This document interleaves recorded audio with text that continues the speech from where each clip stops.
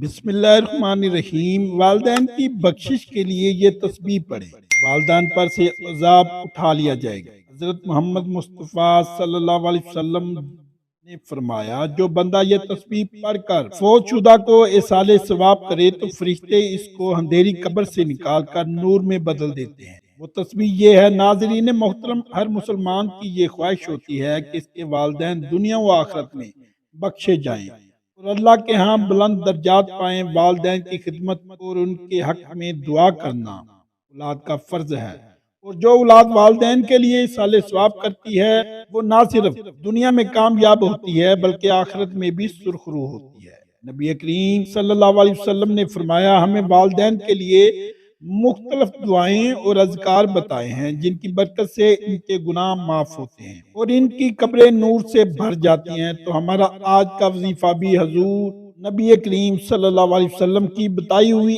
ایک ایسی تسبیح کا عمل ہے۔ جو شخص یہ تسبیح پڑھ لیتا ہے اس کے والدین کی بخشش ہو جاتی ہے۔ فرمایا کہ جو بندہ یہ تسبیح پڑھ کر فوت شدہ والدین کو ایصال ثواب کرے تو فرشتے اس کو اندھیری قبر سے نکال کر نور میں بدل دیتے ہیں۔ محترم ناظرین، حضرت جبرائیل علیہ السلام رسول کریم صلی اللہ علیہ وسلم کے پاس براق لے کر آئے تو اس نے اپنے کان ہلائے۔ حضرت جبرائیل علیہ السلام نے کہا، اے براق رک جا، اللہ کی قسم آپ صلی اللہ علیہ وسلم کی مثل کوئی تجھ پر سوار نہیں ہوا۔ رسول اللہ صلی اللہ علیہ وسلم شب معراج اعظم سفر پر ہوئے تو سڑک کے کنارے ایک بڑھیا کو دیکھا تو پوچھا، اے جبرائیل یہ کون ہے؟ عرض کیا، یا رسول اللہ آپ چلتے جائیں، آپ چلتے رہیں۔ جتنا اللہ تعالیٰ نے چاہا اچانک آپ صلی اللہ علیہ وسلم نے سنا کہ راستے سے ہٹ کر کوئی چیز آپ کو بلا رہی ہے۔ حضرت جبرائیل علیہ السلام نے عرض کیا، حضور چلتے جائیں۔ آپ صلی اللہ علیہ وسلم نے سفر جاری رکھا۔ جتنا اللہ نے چاہا تو آپ کی مخلوق خدا میں سے ایک مخلوق ملی، یہ کہہ کے محبت نچھاور کر رہی تھی، السلام علیکہ یا اول السلام، علیکہ یا آخر السلام، علیکہ یا حاشر۔ حضرت جبرائیل علیہ السلام نے عرض کیا، حضور ان کے سلام کا جواب دیجئے۔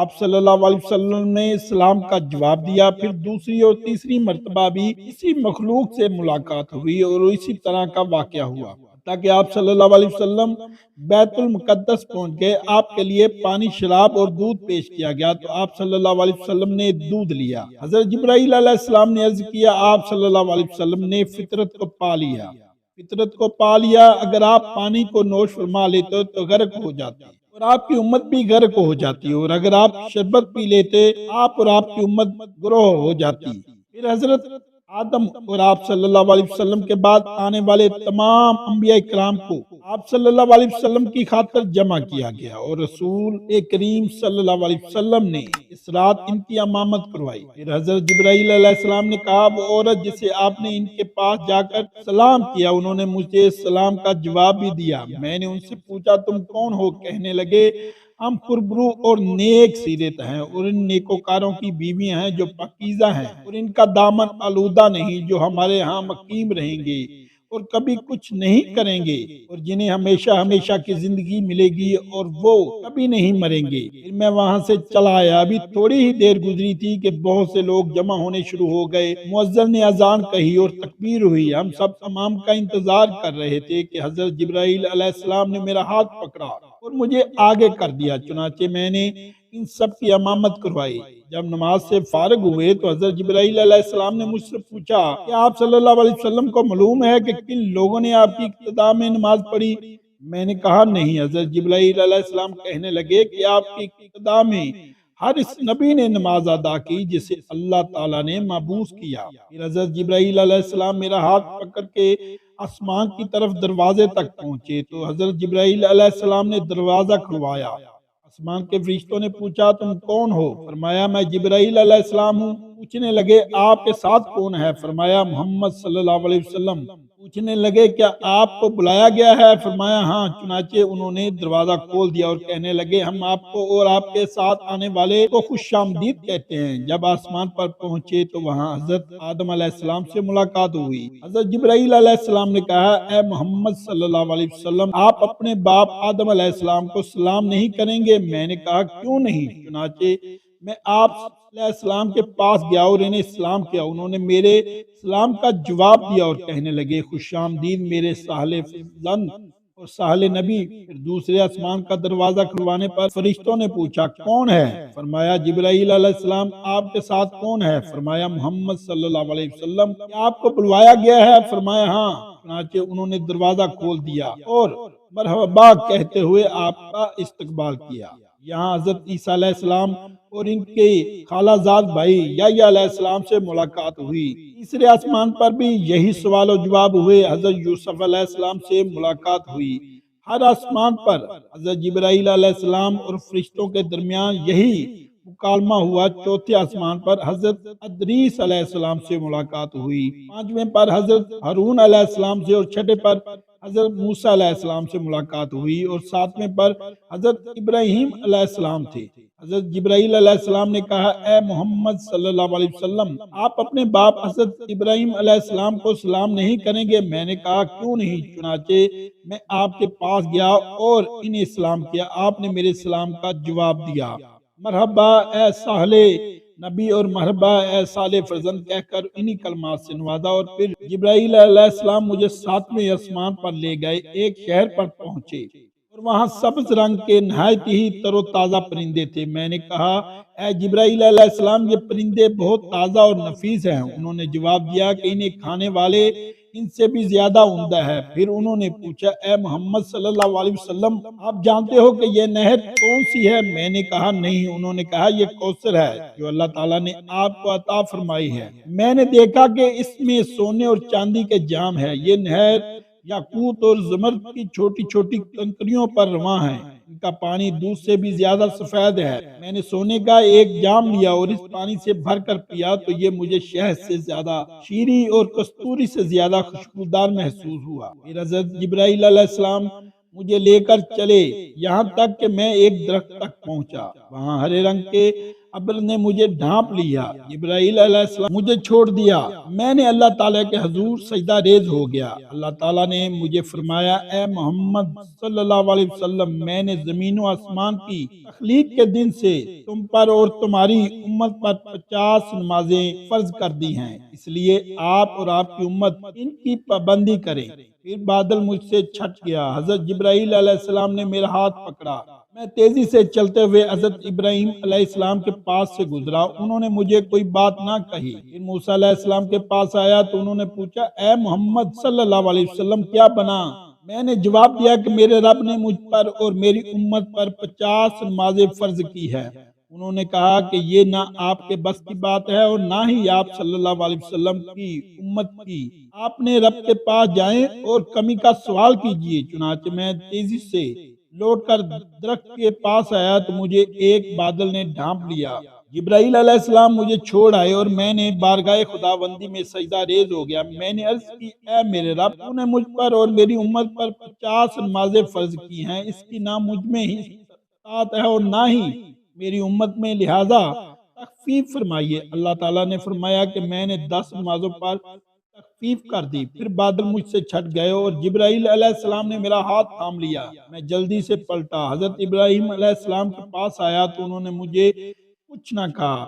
پھر جب حضرت موسیٰ علیہ السلام کے پاس آیا تو انہوں نے پوچھا کیا ہوا؟ میں نے جواب دیا کہ میرے رب نے 10 کی کمی کر دی ہے۔ کہنے لگے کہ 40 نمازیں نہ آپ پڑھ سکتے ہیں اور نہ ہی آپ کی امت، اس لیے رب تعالیٰ کی جناب میں لوٹ کر جائیں اور مزید تخفیف کی التجا کریں۔ اسی طرح بار بار چکر لگانے سے 5 نمازیں رہ گئی، پڑھنے میں 5 اور ثواب میں 50۔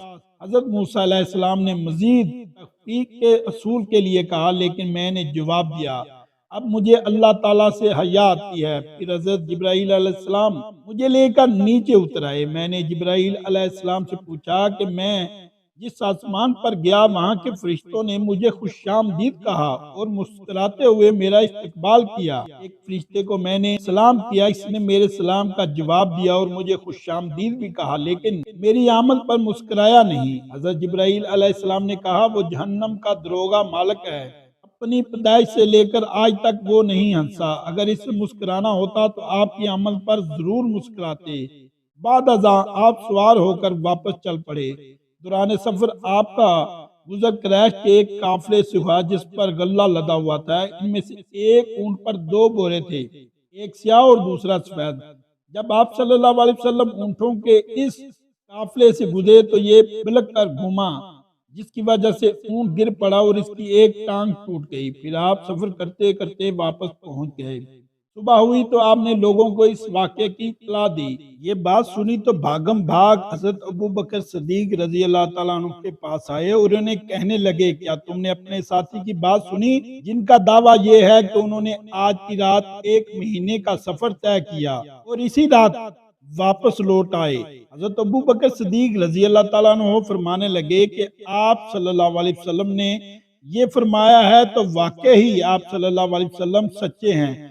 हम तो इससे भी बड़ी और बात में यकीन रखते हैं कि आप सल्लल्लाहु अलैहि वसल्लम तक आसमान की खबरें पहुंचती हैं। आप सल्लल्लाहु अलैहि वसल्लम की तस्दीक करते हैं। मुशरिकीन रसूल अल्लाह सल्लल्लाहु अलैहि वसल्लम से कहने लगे कि आप अपने दावे की कोई दलील और निशानी पेश करें। तो आप सल्लल्लाहु अलैहि वसल्लम ने फरमाया, मैं फलां फलां जगह कुरैश के काफिले के पास से गुजरा। काफिले के ऊंट हमें देखकर बिद के।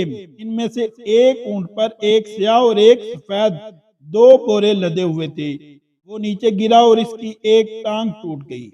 जब काफिला वापस पहुंचा तो उन्होंने काफिले वालों से इसके मुतल्लक दरियाफ्त किया तो उन्होंने बिल्कुल वही बात बताई जो रसूल करीम सल्लल्लाहु अलैहि वसल्लम बता चुके थे। कहते हैं कि इसकी तस्दीक के बायस हजरत अबू बकर सद्दीक रजी अल्लाह ताला अन्हु का लक़ब सद्दीक पड़ गया। फिर लोग आपसे पूछने लगे कि क्या हाज़रीन में आपके साथ मूसा और ईसा अलैहिस्सलाम भी थे? आप सल्लल्लाहु अलैहि वसल्लम ने फरमाया, हाँ। वो कहने लगे, फिर इनके कद्दो खाल बयान करे। उन्होंने फरमाया, हजरत मूसा अलैहिस्सलाम गंदमी रंगत के थे जैसे जज़मान के लोग होते हैं और हजरत ईसा अलैहिस्सलाम दरमियाने कद वाले और सुर्खी माय रंग के हैं, गोया इनके बालों से मोती लटक रहे हैं। मोहतरम नाजरीन, जिंदगी और मौत 2 हकीकतें हैं जिनसे किसी को मुफर नहीं। हर एक ने एक न एक दिन इस दुनिया से कूच कर जाना है और मौत के बाद एक नई जिंदगी का आगाज होता है, जैसे बरखजी जिंदगी कहा जाता है। मौत की हकीकत कब्र के मनाजल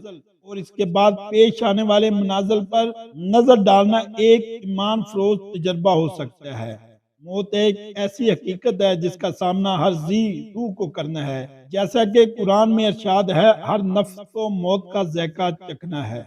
मौत इस दुनिया से उखरवी दुनिया की तरफ मुंतकिली का एक दरवाजा है। मौत के वक्त इंसान पर जो कैफियत तायरी होती है वो इसके अमाल के मुताबिक मुख्तलिफ होती है। नेकोकारों के लिए मौत का वक्त आसान और पुरसकून होता है, जबकि बदकार के लिए इंतहाई तकलीफ दे। जब इंसान की जिंदगी का वक्त पूरा हो जाता है तो मलकुल मौत हजरत इजराइल अलैहिस्सलाम इसकी रूह कब्ज करने के लिए आते हैं। नेक रूहों को जन्नत की खुशखबरी दी जाती है, जबकि बदरूहों के लिए सख्ती और अजाब का ऐलान किया जाता है। तो नाजरीन, हमारा आज का वजीफा भी मरने के बाद या वो लोग जिनके वालिदैन इस दुनिया से जा चुके हैं इनकी मगफरत और बख्शिश का बेहतरीन अमल है। मोहतरम नाजरीन, वक्त की नज़ाकत को मद्देनजर रखते हुए चलते हैं आज के वजीफे की जानब। आज आपको वो तस्बीह बताते हैं कि जिसके बारे में हज़रत मोहम्मद सल्लल्लाहु अलैहि वसल्लम ने फरमाया कि जो शख्स ये तस्बीह पढ़ लेता है इसका सवाब अपने वालिदैन को इसाल करता है तो इनके वालिदैन की कब्र को नूर से मुनव्वर कर दिया जाता है, इनके वालिदैन की बख्शिश कर दी जाती है, क्योंकि नेक औलाद भी वालिदैन के लिए सदका जारिया बन जाती है।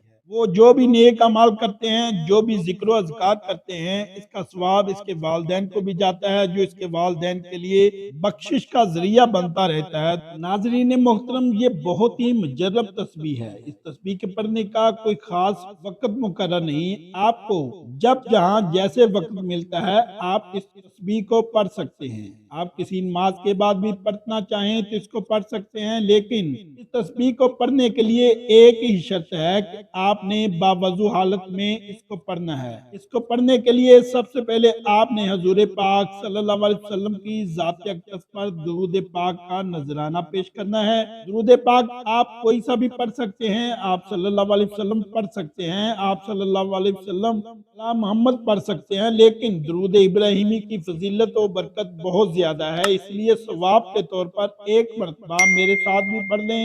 اللہم صلی علی محمد وعلی آل محمد کما صلیت علی ابراہیم وعلی آل ابراہیم انک حمید مجید۔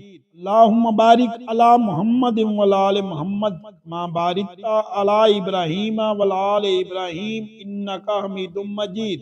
ناظرین محترم، درود پاک پڑھنے کے بعد آپ نے ایک تسبیح پکڑ لینی ہے 100 دانوں والی، اور اس تسبیح پر آپ نے یہ مبارک کلمات پڑھنے ہیں، شروع کر دینے ہیں۔ اگر آپ کے پاس تسبیح موجود نہ ہو تو آپ ہاتھوں کی انگلیوں پر توجہ اور دھیان کے ساتھ خلوص نیت اور کامل یقین کے ساتھ اس تسبیح کو پڑھ سکتے ہیں، لیکن یاد رہے کہ جو تعداد بالکل بھی کم یا زیادہ نہ ہو، جو طریقہ آپ کو بتایا جائے اسی تعداد کے مطابق آپ نے اس تسبیح کو پڑھنا ہے، کیونکہ تعداد میں کمی بیشی ہوگی تو وظیفہ ضائع چلا جائے گا، پھر اس کا ثواب آپ کے والدین کو نہ پہنچ سکے گا۔ تو اس لیے آپ نے بتائی گئی ترتیب اور تعداد سے تسبیح کو پڑھنا ہے۔ تو آپ نے پڑھنا ہے سبحان اللہ العظیم و بحمد سبحان اللہ، سبحان اللہ العظیم و بحمد سبحان اللہ۔ اس کو پڑھنا ہے، یاد رہے کہ آپ نے تسبیح کے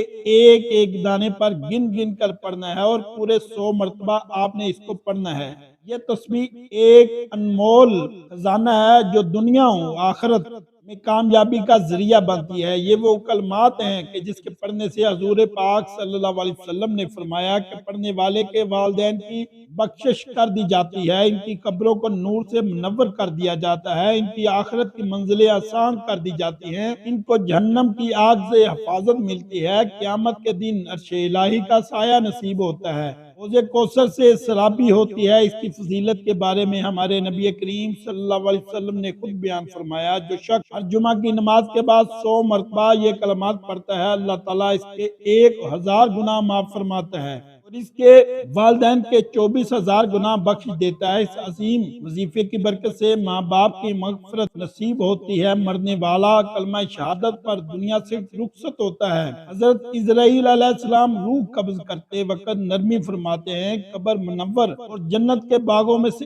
ایک باغ بن جاتی ہے، اللہ کی بے شمار رحمتیں نازل ہوتی ہیں۔ تو یہ تسبیح کا عمل ہر مسلمان مرد عورت کو کرنا چاہیے تاکہ ان کے نیک اعمال میں اضافہ ہو، والدین کے گناہوں کی مغفرت اور ان کی قبریں نور سے روشن ہو جائیں، درجات کی بلندی ہو۔ تو آپ نے ناظرین بتائی گئی تعداد کے مطابق یہ تسبیح پڑھنے کے بعد آپ نے وہی درود پاک پڑھنا ہے جو آپ نے وظیفہ شروع کرنے سے پہلے پڑھا تھا۔ اس کے بعد دل ہی دل میں اللہ تعالیٰ سے اپنے گناہوں پر ندامت محسوس کرتے ہوئے توبہ کرنی ہے اور اپنے والدین کے لیے بخشش کی دعا کرنی ہے۔ ناظرین، دعا ہے کہ اللہ تعالیٰ نیکی کی بات کو سننے، سمجھنے اور اس پر عمل کرنے کی طاقت اور توفیق عطا فرمائے۔ میرا سنانا، آپ کا سننا اپنی بارگاہ الہی میں قبول و منظور فرمائے، اور ہم سب کا خاتمہ ایمان پر فرمائے، آمین یا رب العالمین۔ ناظرین، ویڈیو اچھی لگی ہو تو ویڈیو کو لائک کریں، شیئر کریں، چینل کو سبسکرائب کریں، اور کمنٹ باکس میں اللہ تعالیٰ کے 99 ناموں میں سے ایک نام ضرور ٹائپ کریں۔ اللہ حافظ۔ اگلی ویڈیو کے لیے اجازت دیجیے، انشاءاللہ دوبارہ ملیں گے نئی ویڈیو کے ساتھ۔ آپ اپنا خیال رکھیں